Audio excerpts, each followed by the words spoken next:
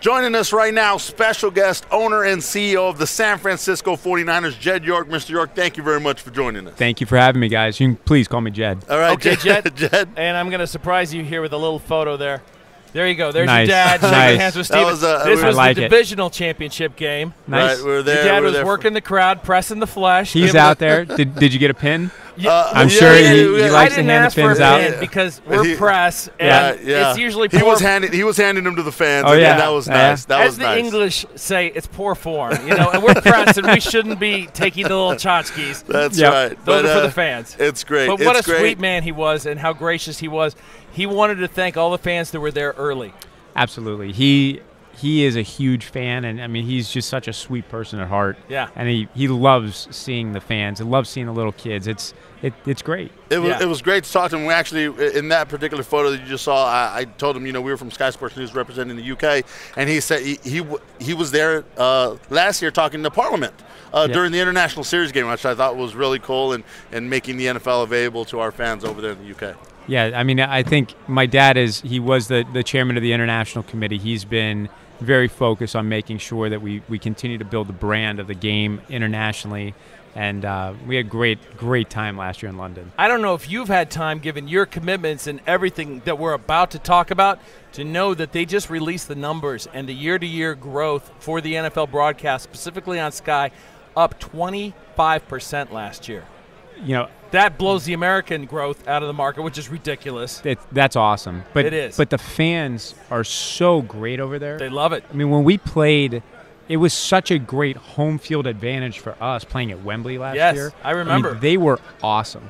I mean, it was 49er gear, and like all the teams, you can see them all represented throughout the city. Yes. It was just great. We call it a mini UN for the It NFL. It is. However, it was a 49ers home game. Yeah. Jeff and I have been we're one of the few Americans that have been fortunate enough to be at all 5 International Series games, and I can honestly say, of all 5 of them, the Niners game did feel like a home, just game. like if you were in San Francisco Yeah. for the San Francisco 49ers. They're loved out there. It was awesome, and I actually lived in London for a while when I was in school, so I have a great affinity for the city. That's I terrific. love the city, and it was great to be there and actually have a win with the Niners. It was fun. It was I'll really tell you, fun. the Vernon Davis touchdown will stay with me as, to this date, the most significant, fun memory I have in the history of sports, because the stadium needs some renovations. We'll talk about so we were in the end zone there because we had to be there, because we we're had to headed get to out the to press the- room, and the only way to get to the press room is across the field. In the back so end. we're on the end zone, and Vernon makes the catch, and the crowd erupts, and I'm getting goosebumps right now just Talking reliving about it. And it was fantastic, but it was so clear. If only there was a nicer home. And is there anything you can give us an update possibly? There will be a nicer home. We just had the final approval from the NFL for their $200 million of support and signing off on our project moving forward. So Is it poor form to give a high five to an owner? No.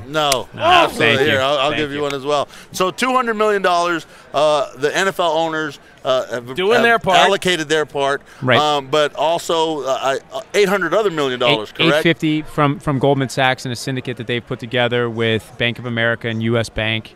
It's been great. So we have all of our financing So for set. those who aren't math inclined, that's over $1 billion. That is over $1 billion. That's awesome. enough to build a first-class facility. Yes. Absolutely. And you know what? As a fan and as a correspondent for the NFL, we couldn't be happier. Candlestick, look, I've been going to Candlestick since I was a kid. Great history. Terrific history. But you know what? It's had its day. It's better days were in the past. Jed, what Yes. are you guys as the 49ers are going to do to bring a lot of that history from Candlestick over to the new facility? So we will actually have a Hall of Fame in the new stadium. So we'll really be able to bring and celebrate a lot of the history of the team, and not just from Candlestick, but all the way back to Kezar, our first stadium in downtown San Francisco. So we'll be able to have all of that in our new home in Santa Clara. But really what we want to do, we want to make sure that this is the first of the next generation of stadium. Right. We want to make sure that this is a very, very smart building. So when you're talking about all of your smartphones and, You're in the and things like Silicon that, Valley. You better you've got to be. be. You've got to be. Your fans are the smartest people on earth. I'm sorry. They are. Well, we need to make sure that the experience that you have watching a game at home is dwarfed compared to what you can do in our new football. You got to stadium. be at the park if you really want to have it. Yeah. Absolutely. And it's you're going to not be a missing. phenomenal experience. Well, more good news. Seriously. Obviously, the San Francisco 49ers had a great season. Who's got it better than the Yorks right now? Nobody. That's right. And Eddie DeBartolo Jr., yes, one of the finalists for the Hall of Fame. Any early ballots that you're seeing or anything, any indication of how it's going to go? I think there's a lot of support. One of the negative things I heard was, well, what did he actually do to better the game? Hello. And I mean, I'm just so taken back by that. It's like, you had seriously, someone has said that. One of the voters said that, and I said, that's just crazy. That's asinine. You've got Eddie DeBartolo, who took over a franchise that was at the depths.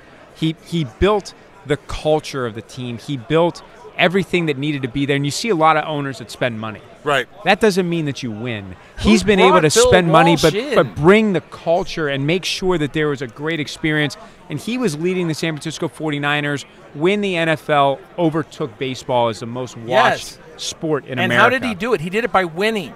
He Absolutely. put a winning product on the field. And before not just once, but over a long time. period of And he built something that's sustained. And I mean, to bring it back to the fans in London, yeah, the reason we had so many 49ers fans in London is because they watched the 49ers when my uncle was running the team. Right. I mean, that's what the brand was. Joe and you Montana, saw Steve Young. We had a home field advantage because of things that my uncle did 20, 30 years ago. That's exactly right. And anyone who says so doesn't know what they're talking about, Absolutely. frankly. Yep. You know what? I would honestly go so far as to say that's a West Coast bias that they have against, because if you understand the NFL, you have to understand what Mr. Davis did to the league, and you certainly have to understand what your uncle did to make a footprint in the West for the NFL. In the West.